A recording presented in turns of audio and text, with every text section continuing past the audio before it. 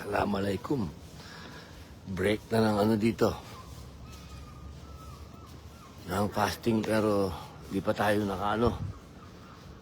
Nasira ang nagkaroon ng parang brownout. Medyo yung kanilang tram nagka-problema. Hindi tumatakbo yung mga tram. Kadilakad tayo ngayon. Lalakad tayo papunta sa tutunguhan natin. Sabi nung aking smartwatch, you're working out. Talagang sobra sa lakad.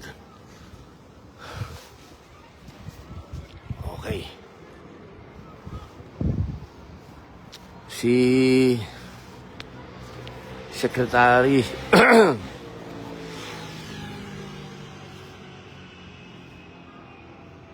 si ES muna.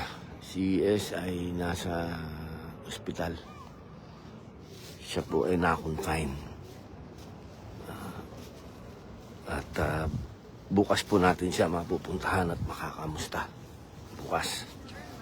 Na-confine po siya doon sa ospital kanina kung saan namin siya dinala. Lamig. Yun po. Binalita ko lang po sa inyo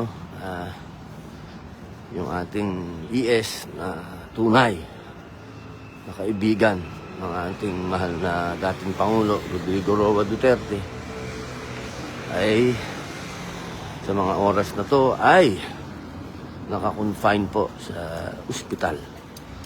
Bunga po ng pag-collapse niya. 3 beses na po siya nag-collapse. Una sa airport, pangalawa sa hotel, pangatlo doon po sa detention center. Yun po. Pagdasal po natin ang ating mga huwag na po yung kulayan ng politika o ano pa man. Bilang mga Pilipino at matatanda na po. Pagdasal po natin silang maging maayos.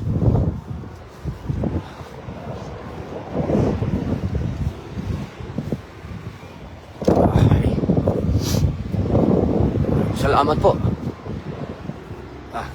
Bumati muna tayo sa mga kay Allen Baldemore, kay Judeline Barindes, kay Zinaida Rivera, kay Lovely Murillo Kamiging, kay Jram Yaj, Janelle Gorne Bershal, kay Mami City, kay Daddy Junior Apilan, kay M. Noligar. Hanggang dito na lang po. Baka po maligaw ako. Medyo mahaba-haba na po ang ating nilakad at makapaghanap po ng tubig. Assalamualaikum po.